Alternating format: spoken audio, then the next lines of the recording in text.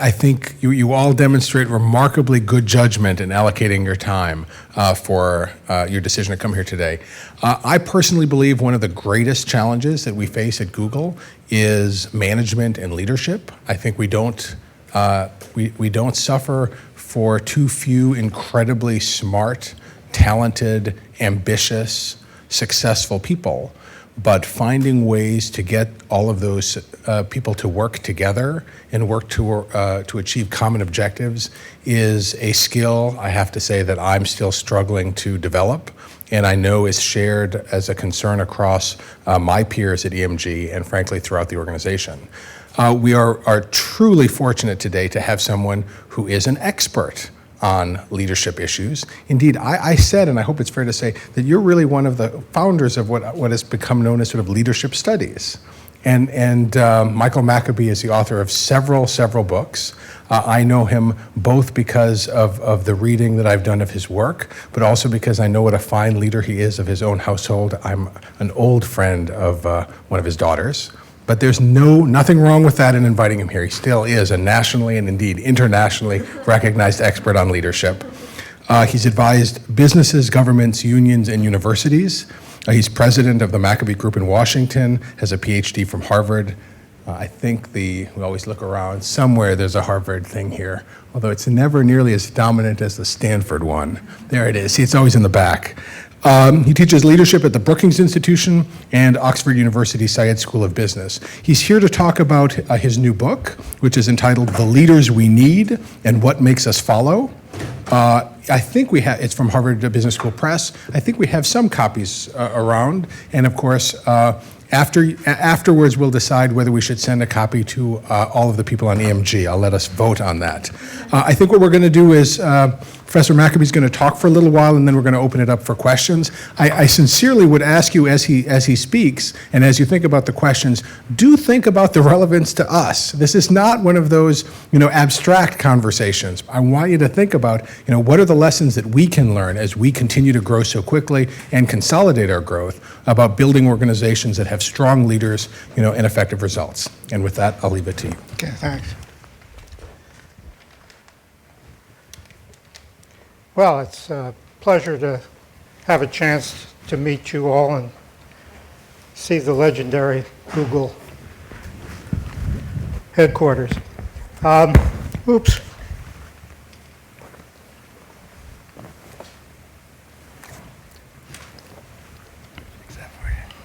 You put that in my pocket, or? Yeah. Okay. Let me start out. Why write another book about leadership? And there are really, literally thousands of them. The answer is because I felt that all the books I read about leadership, and I looked at some of the best ones, that they're all written from a point of view as though there was just one kind of follower. And if you did this and that, they all follow. When in fact, I could see very clearly in all my experience, 30 years of work.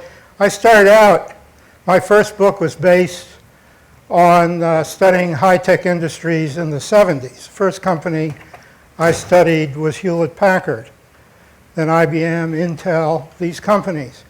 And then I worked with the big companies like IBM and AT&T, and began to see the shift beginning with knowledge work from the industrial framework.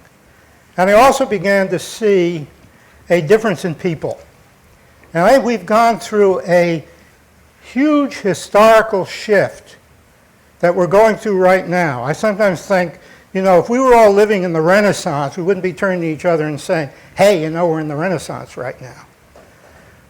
But I think that we are in a period of change that is perhaps as great. When you think of the Renaissance, you think of the invention of the printing press, the invention of gunpowder, exploration. Also, capitalism began. The banks began. A new group of people began to take the leadership, not the old princes and warriors, but people who were thinking with their heads, running, starting banks, investing, etc. Now, what are we going through right now as we look at as we look at the world you're in, which you're in the point of creating this new world of not just information, but knowledge creation. And we're dealing with an explosion of research in genetics and nanotechnology, and we're dealing with a global economy that has not existed before, which produces relationships and the need to collaborate across boundaries that never happened before. Certainly, the bureaucratic framework of the industrial world does not fit the reality of the knowledge world that we're all in. But furthermore, the people, and I think probably most of you are not the same as the people who grew up in my generation, where 70% of the families in the United States and Western Europe were headed by a single male wage earner. Women were home. Children grew up seeing daddy represents the world of work and leadership. Mommy represents caring. I go to work, all the managers at HP and IBM were men. The relationships were all kind of relations, father, son, et cetera. The big companies like AT&T, you couldn't get to the top unless literally you wore a 42 long suit. And I also worked with Ford. Ford, you had to be small because Henry Ford was small. But people were just cloning themselves in management. And what we were seeing was a personality, what I call a social character, that was raised and socialized to fit the bureaucracies that were the main sources of wealth creation in the society. But today we look, literally, there are more families in this country headed by a single woman than there are those traditional families of daddy running them. And the dominant family structure is two wage earners, two careers. Kids grow up today in daycare centers. Often their relationships with their parents are totally different from the past. As a matter of fact, studies are showing more and more that kids in the affluent part of society begin to see their parents more like servants than leaders. You know, take me here, take me there, so on. Parents come home exhausted after a day. One Harvard professor of pediatrics said, parents aren't even disciplining their kids anymore because they come home exhausted and they want their kids to be their Prozac. And the kids are learning at a very early age how to negotiate with their parents, how to play on their guilt. I hear some nervous laughter. We all know this. So what are these kids like when they get to work? Well, what we're seeing today are we're seeing a totally different social character emerging. I call it the interactive, as opposed to the bureaucratic. The bureaucratic fit the world of the great bureaucracies in the industrial world. The interactives fit the world of knowledge work, collaboration, change. However, and I'll come back to this, some people said this generation of interactives is probably more connected and less related than the former generations, and which becomes a problem. More because connection doesn't mean relationship. Doesn't really mean knowing. And one of the great challenges for leadership, now it's very clear, you'll see in the book, I've gone through all the major theories of leadership that we've been reading and teaching in school. They all fit that industrial bureaucratic world. They don't fit this world. I mean, they're all about how to manipulate followers and make them, and you see these leaders who are still bureaucrats getting up in big conferences and saying, people follow me, Rudy Giuliani and Jack Welch and others, they're in these conferences and people follow me because I have passion, integrity, and deep values. Well, that's fine. We like that. But if they're not taking us any place we think we need to go, all that integrity and passion and so on isn't worth much. Right? I mean, today, what interactives want to know, what's the purpose of what we're doing? And if somebody, we don't really want to follow anyone. We're willing to collaborate. We want to be collaborators with people who have a clear, good purpose, who are credible, transparent, open.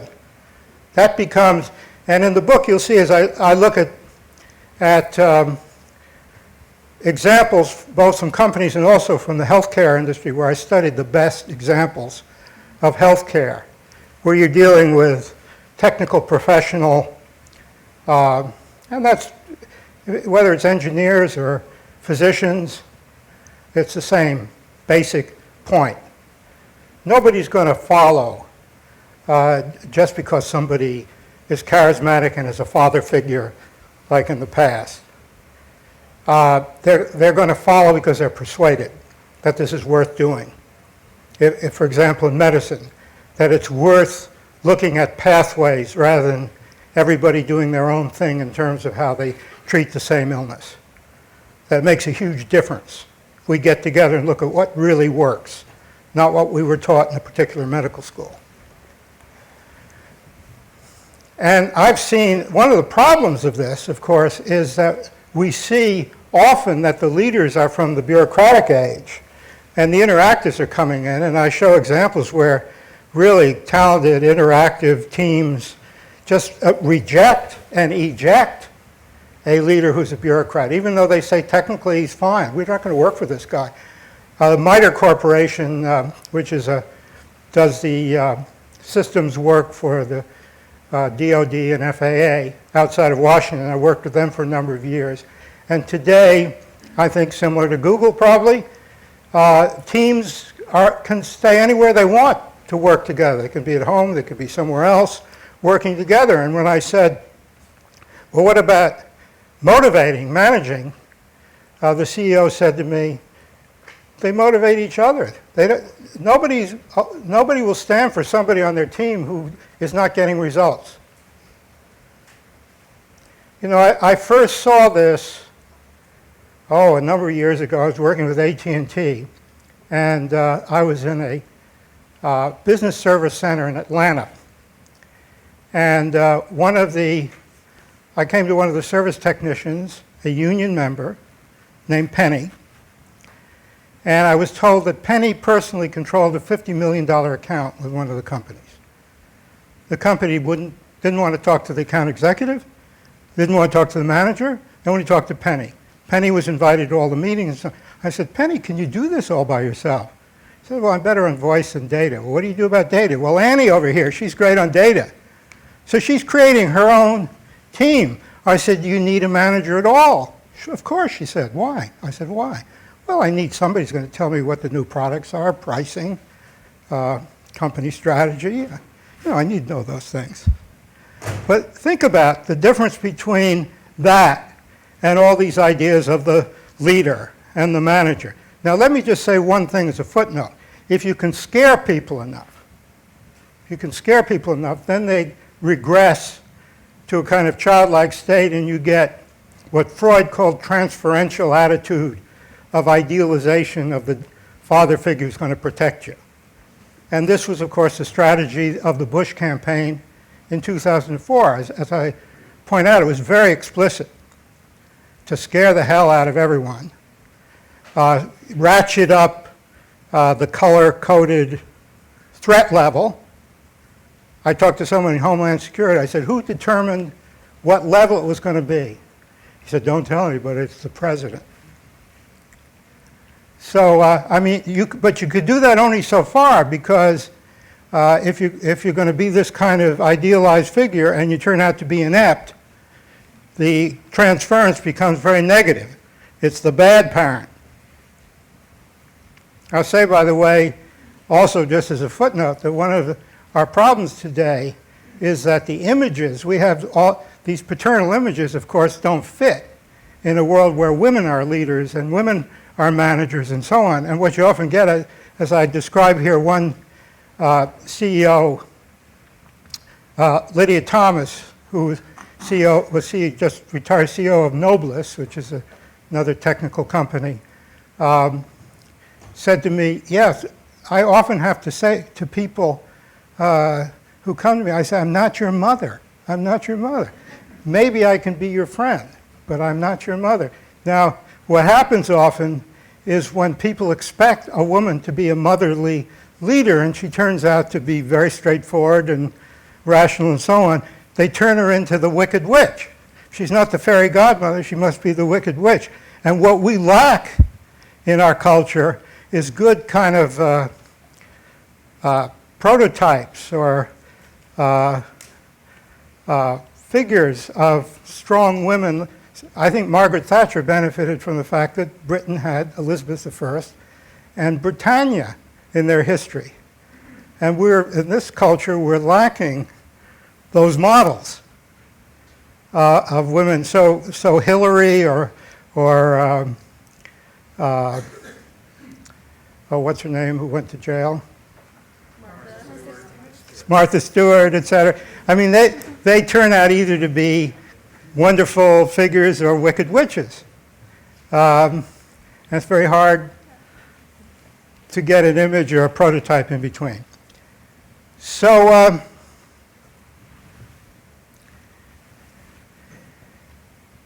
let me just summarize where we are. One of the implications, and one of the things I found as I wrote this book, is that the definitions we have of a leader, and I think this is important to keep in mind, really don't fit the world we're in. I looked through all the definitions that I could find in all the major books. For example, one is a leader is a visionary. People often say leader is a visionary. Now, I am a trained psychoanalyst, and I've seen some visionaries in mental hospitals who are certainly not leaders. Another definition that often say, oh, well, they set the agenda, they evaluate, all these things, which we know today teams can do without any kind of leadership.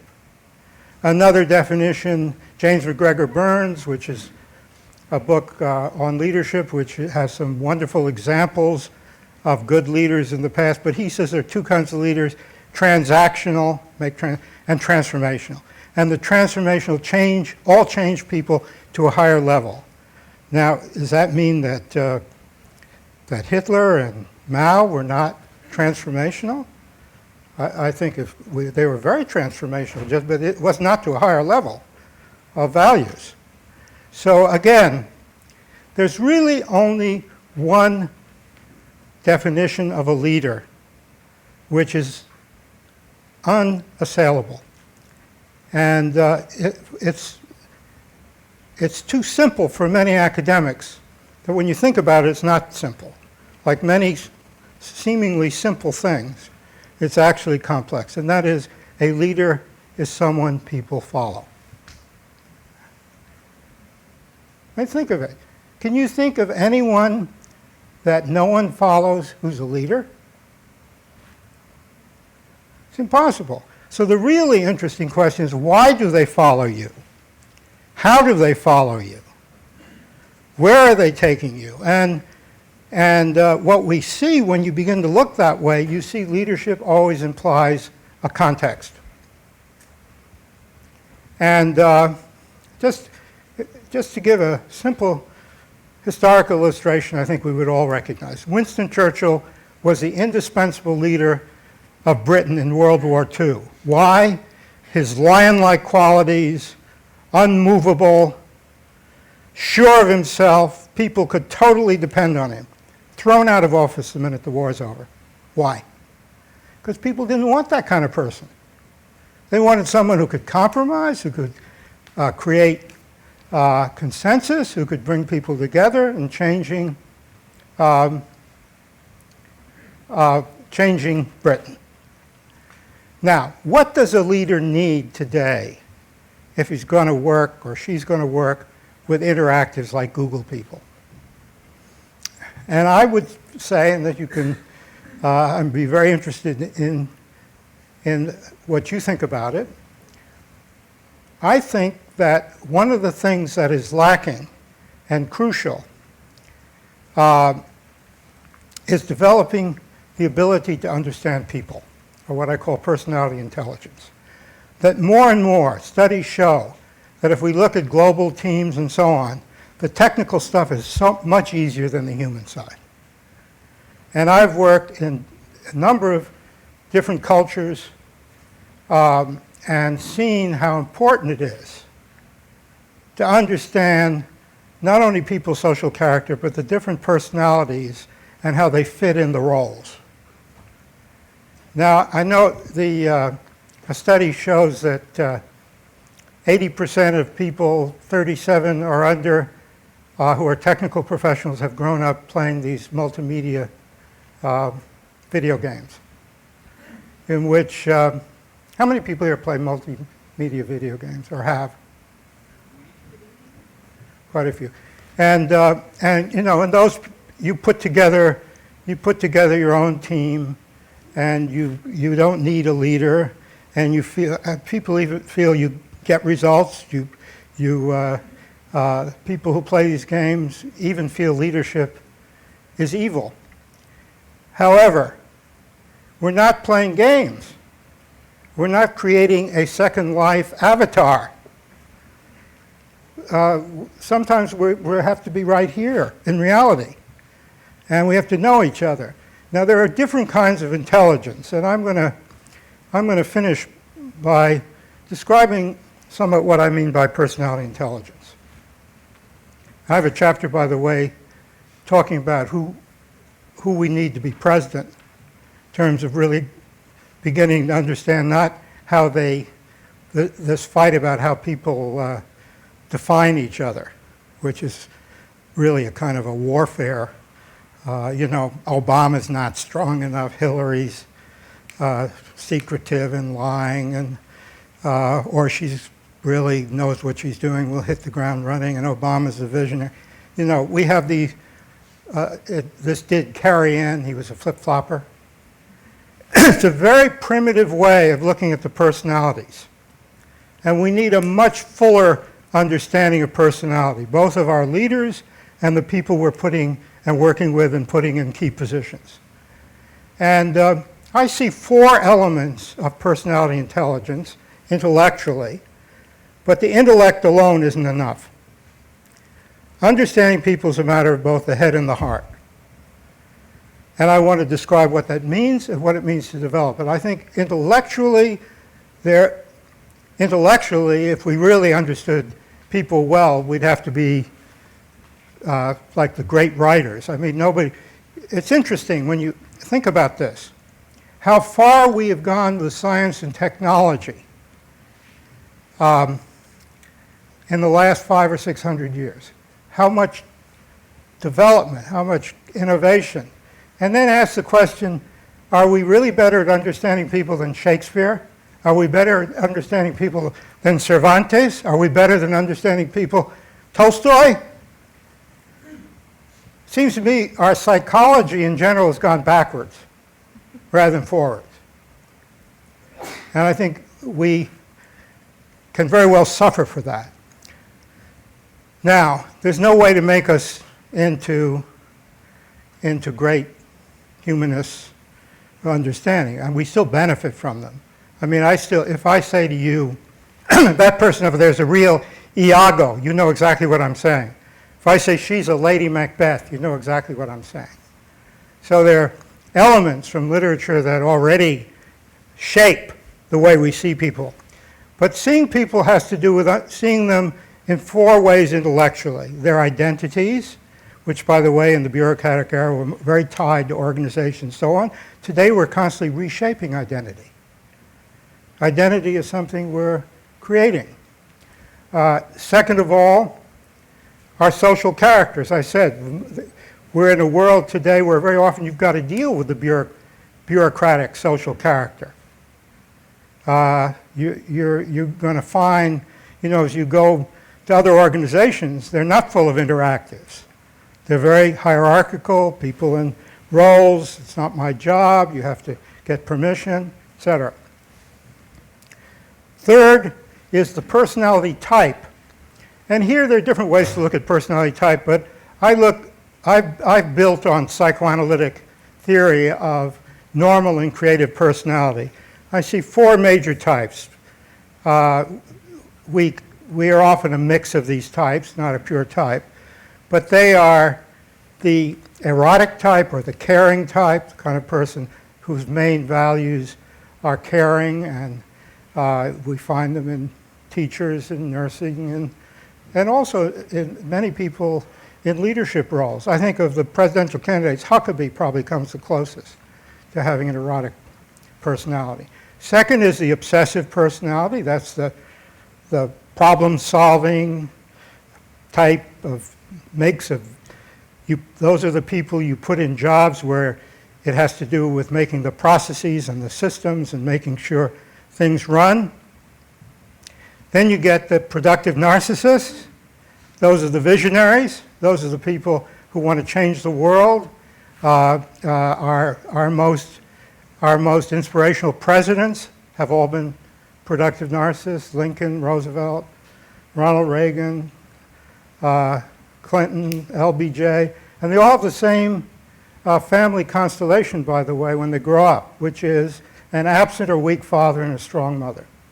Every one of them. And the one candidate today who has that same constellation is Barack Obama. And he is the one visionary candidate. And these are the people who grow up because they don't internalize a father figure. It's a little different with women, but it's a similar constellation. But they don't internalize the rules, the moralistic views. If we look at our presidents who have been obsessive, take Herbert Hoover and Jimmy Carter, both high-minded, high moralistic, but they never moved anyone. They didn't change anyone. Why? Because obsessives in leadership roles lecture at you. They tell you what you're lacking, what you have to do. You end up feeling somehow less competent. You're certainly not turned on. John McCain has that personality. High moral values, somebody you can count on, but he's lecturing at you. You know, what you get is what you see. With the narcissist, you don't know what you're going to get. Nobody thought that FDR was a visionary. They thought he was a kind of lightweight.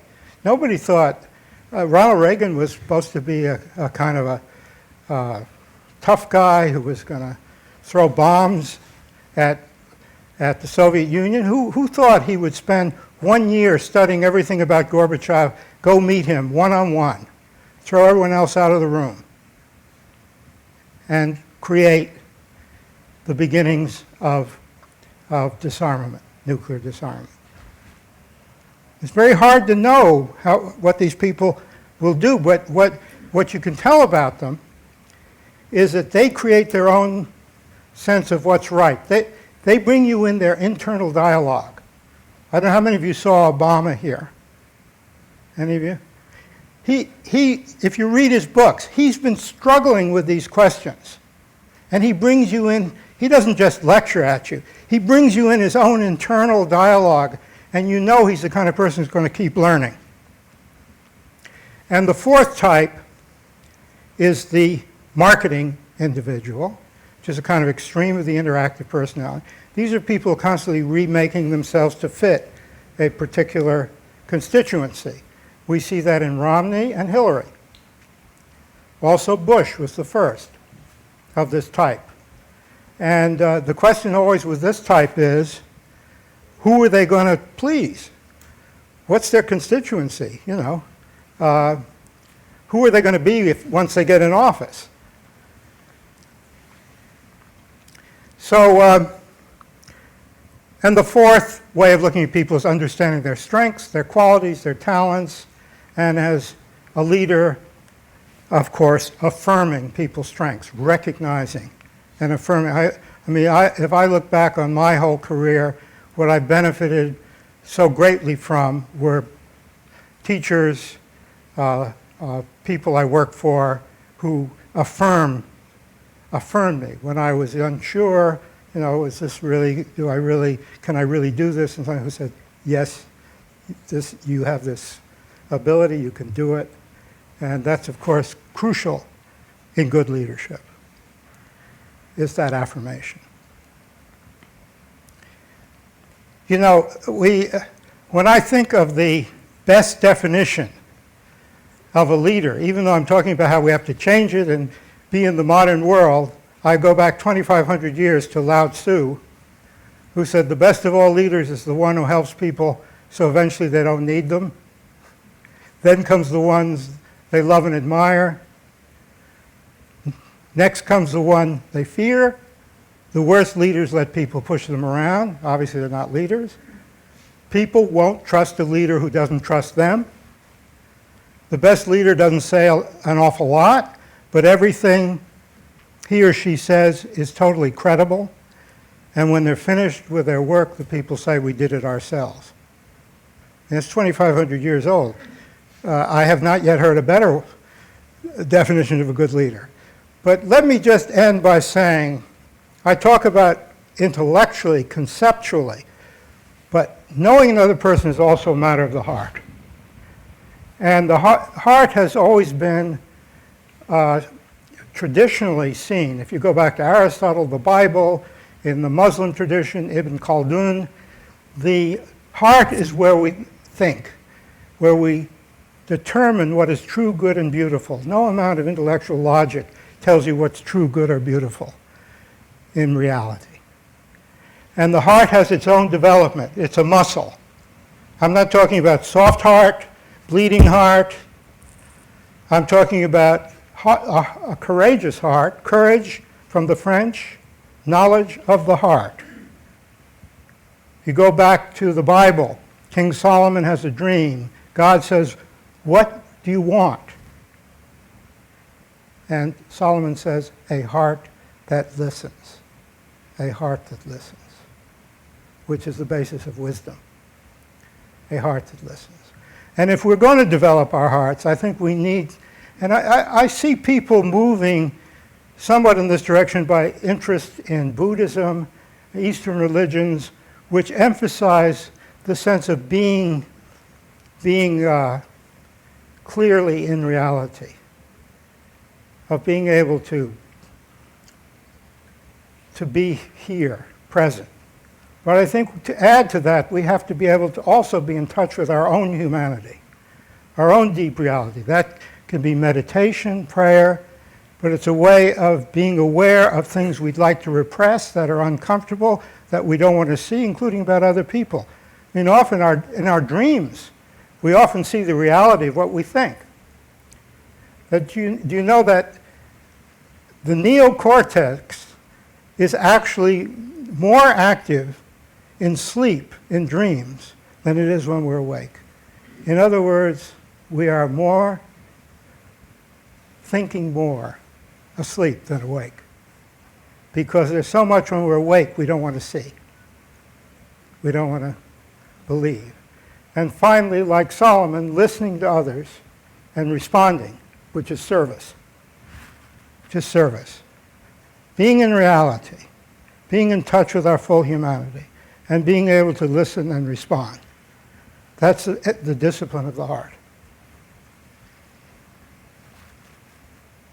So, am I describing what is relevant to Google?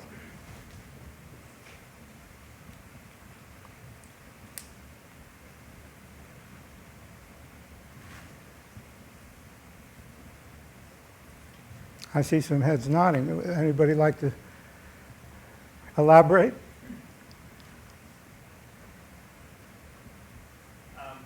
One thing I think at Google is that our communications are so frequently kind of intermediated with something like email. You know, our communications are via email or they're via voicemail. And when you're talking about being aware and being present, you know, I associate that a lot with face-to-face communications and, you know, looking into someone's eyes and really being able to understand their, their emotion and the emotion behind what they're conveying to me. And that breaks down as you get further and further removed from them, whether it's geographically or via a medium like email. How do you maintain some of these qualities of awareness and presence when you're interacting with someone that's not next to you or interacting in a medium that doesn't afford that? I think it's an excellent question. And let me answer it first by saying there's a group at North Carolina State University that's been studying global teams in terms of projects, software, et cetera. And one of the things they find, which seems counterintuitive, is that teams do better when they're not present with each other. Now, I thought about this. How can this be? Well, they said it's good to have a meeting in the beginning so they at least know each other. And I thought of two reasons why a global team would actually do better when they're not present with each other. One is, often a lot of people in other countries, their English is not that good. And if you're together, it's often there's some misunderstanding just because of English. But second of all, if you're not together, there's no leader there who you're worried about what he thinks about what you're saying. So you really are much freer in a way to say what you think. Now, yes, but that's one side. The other side is there are a lot of times when we do have to meet. We're not just doing projects globally on the internet. There are times we have to decide who are we going to put in this job? Who do we trust? No amount intellectually or on the internet can tell me whether you are happy, sad, angry, envious, supportive. Those are things of the heart. I can't tell that on the internet. And if I'm going to determine who I'm going to trust, who I'm going to work with, who I'm going to put in a big job over here, so it's really, we're talking really about being two-handed. Two-handed. There are things that we can do better on the net. And there are things we have to do face-to-face. Yeah. Yeah, questions? Any? Professor Maccoby, thanks for coming. What's funny is sometimes I won't always remember the person that emails me, but I'll remember the person who beat me in a game of Wii tennis on campus. And it's funny because you get to know, I think one thing that Google does really well is get people out of the office mentality and just do stuff together and collaborate. I had a question on the social status of leaders, because sometimes you have leaders who are very private socially, but then you also have leaders who are well-known in a social circle. You spend a lot of time around different types of leaders. What's your experience with, are they also leaders in their social circles, or is that mutually exclusive? Well, it's interesting. Of course, there can be leaders everywhere. I have a acquaintance I met at a meeting in Sweden who's in Beijing, and he runs networks. He's got two networks running, one on Buddhist leadership and the other on Taoist leadership. And I asked him what he thought of what kind of leader. And he said something which I want to elaborate on.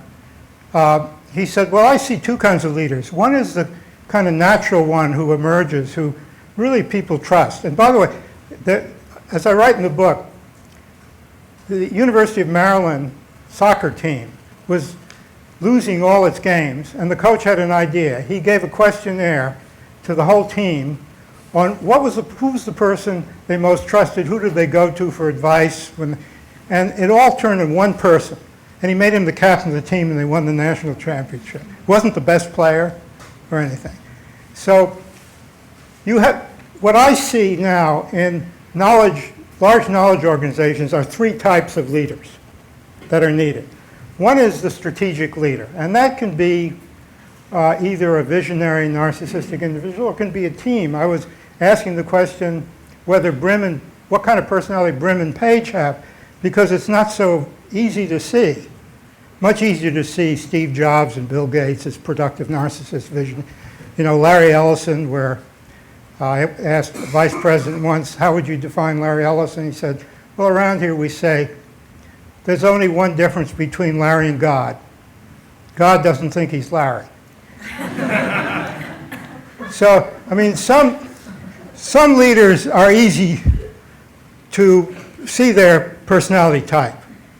Others less so, but we certainly need strategic leadership, whether it's done as a team or an individual. It has to set the direction, the investments, the sense of where the world's going, a vision of how to make it happen, partnering with others. Then we need operational leaders. We need leaders who are going to create the systems, who are going to make sure there are ways that people can really work together. What do you do if there are mistakes? How do you deal with errors? How do you create a learning organization? All of these things need leadership. And third, you need the bridge builders. You need the network leaders. More and more as we see, for example, companies like IBM and other big companies are dealing with business customers, where the customer is saying, I don't want a product, I want a solution. I worked for many years with ABB, it's a big electrical engineering company, and a big metal and mining company came to us in Canada. They said, look, we've been buying power transformers from you, and so we don't want that. We want more efficient and cleaner use of energy. That's what we want to buy from you. Well, if you're selling that, you've got to bring together all kinds of different specialties to work as a team across the silos, and you need a kind of leader who is able to bridge build, bring people together. And by the way, the best of those leaders often has no formal power. Because if they had any formal power, they'd be identified with one particular part of the organization. So they have the personality. Again, that's why it's important to understand personality. At Boeing, when they needed a leader like this for a huge software project, they said, find us a middle child in a family of 7. Somebody who's used to working with conflict resolution across, etc.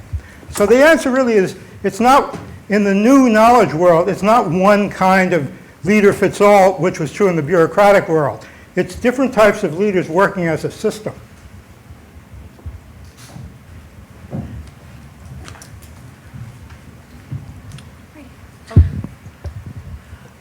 So if there's a group in which the leadership is broken, how do you fix it?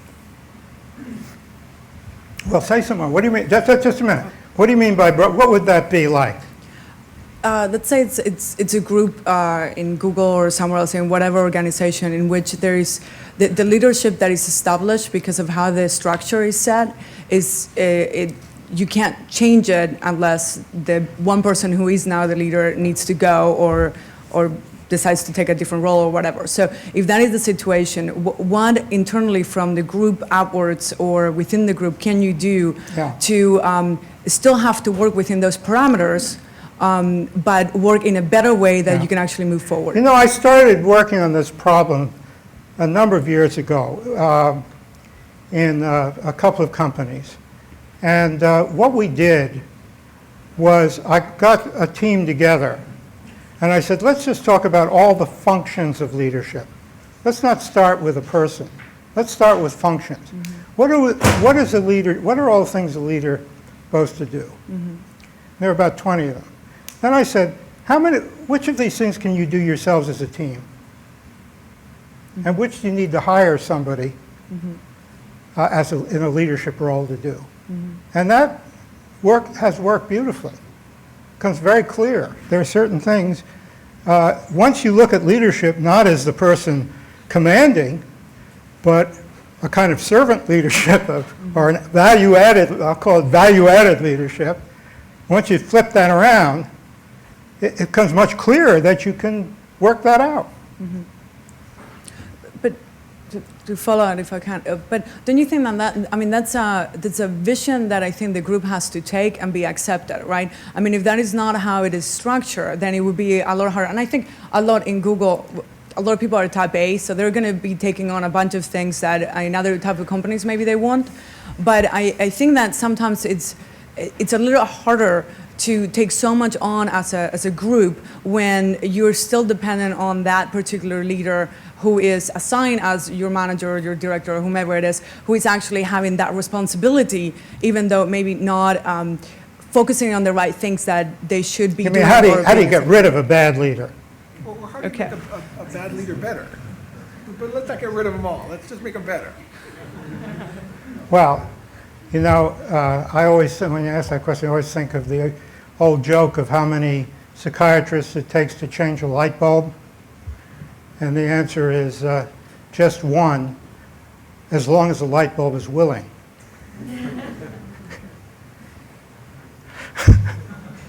I think, yes, there are many ways to help a leader. And I think all leaders can get better.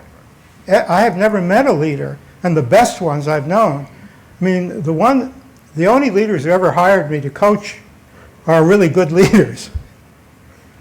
But when you're dealing with one who won't listen, who has a very kind of a rigid, obsessive personality with a bunch of interactives, they won't work with him. And I give a case in there of there was a guy I met on an airplane going to England, and I was editing the first chapter of the book, and he was looking over, and I said, well, read it. And he read it. He said, that's me. And then he told me he was running a technical team in a big company, and his boss was a bureaucrat. He said all he wants us to tell him is how great he is. He never listened. He doesn't understand what we're doing. We don't need him. I'm working. My team, we're collaborators. We work together. We do fine. And I said, what are you going to do? He says, I'm leaving. And then he calls me up in a couple of weeks. He's left another company, which is much more interactive, and he's very happy. I sent him the book. He called me up. He says, when can I come over? I've bought 4 copies. I want you to sign, and so on. So, you know, this is not just theoretical. I think everything I'm talking about is extremely practical, but you don't understand it unless you're in it. No. I don't know. So to follow up on that, You decide who to call on. so to follow up on that, over here. Yeah. So to follow up on that, then how do leaders get better? What are successful ways that you've seen? Well, it all depends on, there's no one way. You have to see what the situation is. For example, I'll give you one CEO of a huge bank who brought me in because he's brilliant intellectually in terms of his foresight. At the time, he saw the real estate bubble and all this, but he really didn't know how to work with people. He just got angry at them because they weren't as smart as he was. So he would just get furious and rage and so on. Well, what he needed to do was begin to understand who they were, what he could expect of them, what their strengths were, how to develop, not to just get pissed off the minute.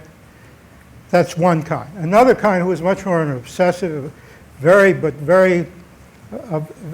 intelligent, so on, and he was replacing a narcissistic visionary as CEO. And you know, everyone saw him, he had been the COO, saw him as a financial type and so on and so forth. What he needed to do was become aware of what really turned him on, what were his deepest values, and how he could make those part of what the company meant. And those had to do with real integrity, learning, how to make it more of a learning company, how to use very much a knowledge company. In other words, you have to start, again, understanding that leader, where that leader is, what that leader needs to do. You know, I find it much, talking about changing an organization, the only way I have found that really people respond to change a whole organization is if you can show the customer's need. In other words, if you can start with what it means to make that customer, not satisfy that customer, make that customer more successful and work back. That's the way to improve an organization.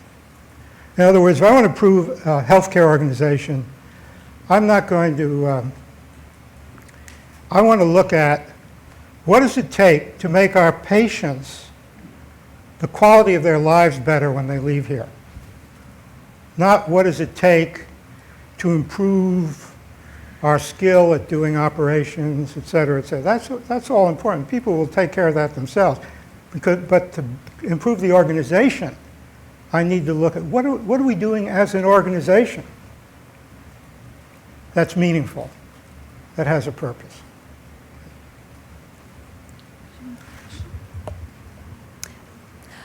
So my question is, can anyone become a leader, or are leaders born, or can they be made? And if they can be made, is it really something worth aspiring to?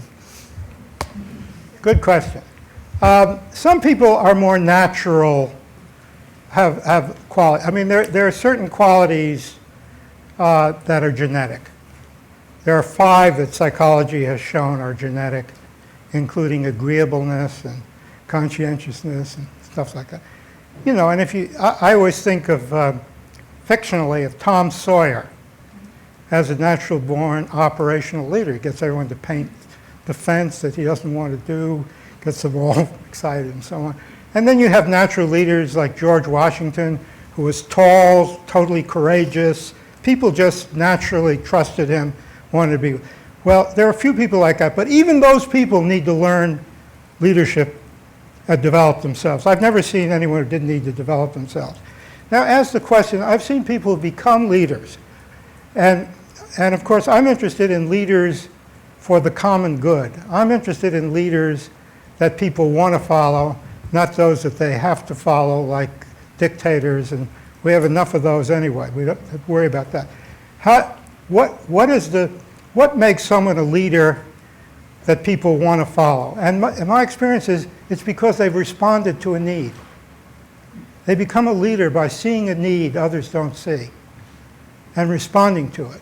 I describe the leaders, I don't know if any of you are familiar with the charter schools KIPP, K-I-P-P, Knowledge is Power program. They have 56 schools in the country. They've been the most effective of any charter schools in the country in the inner city, taking kids, disadvantaged kids, and getting them to college, and it's tremendous. You can read about it in the book. But the two, Mike Feinberg and Dave Levin, the 2 guys who started this, were teachers in the Teach for America program in Texas. And they set up one night talking about what they saw, and they said, we can help these kids. We can do it. We can create the right kind of school. And it's a very interesting system they've created that should be a model to a lot of people. But it's responding to need, whether it's Martin Luther King, Gandhi, others who are great leaders. They've responded in justice to need. And even in business, responding to a need. Bill Gates responded to a need. Steve Jobs responded to a need. Page and Brim responded to a need. And just say, we're going to be leaders. They said, we want to create something that responds to a human need, that enhances human capability. That's the great business leaders. Henry Ford said, I want to make a car that's not just for the rich, that every American can own.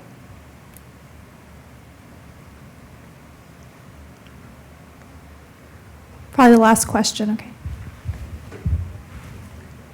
We've been talking a lot from the viewpoint of a leader or aspiring leader. From the viewpoint of a follower, perhaps, how do individuals better identify people that are leaders rather than people that want to lead? Better leaders. How do people identify what? People that are better suited to lead them. How do you identify somebody you want to lead? You? Yes. Well, not want, but would be better. Are willing to. Yeah. Well, I think the question is, you look at somebody, what's their purpose? What value are they adding to this group? Are they going to help my development? You know, the interactive generation, the bureaucrats were in a world where it was often lifetime employment in big companies. So it's very interesting, when I first interviewed Hewlett and Packard, I asked Bill Hewlett, what kind of people are you trying to hire here? He said, I'm trying to hire entrepreneurs. People think for themselves. I said, well, those people aren't going to stay here. They're going to leave. He said, fine, but we're going to treat them so well that they're going to be our customers and our suppliers. And that was what created this whole area, that attitude. You look for, you ask the question, what is it that I want from a leader? Start out there. So I want somebody that I can learn something from. Now we're in the other thing about the interactive age, with a continual creation of knowledge. This is the first time in history where people like yourselves coming into a company know more about their work than their bosses know. That's never happened before. So what do you want from your boss? Like Penny, who I described, she wanted somebody who was really going to tell her the products, the strategy, what's happening with the company, to help her when she dealt with the customer. She didn't want somebody who told her job. She knew her job, and if she needed help, she went to Annie. So ask yourself, you know, what do I need?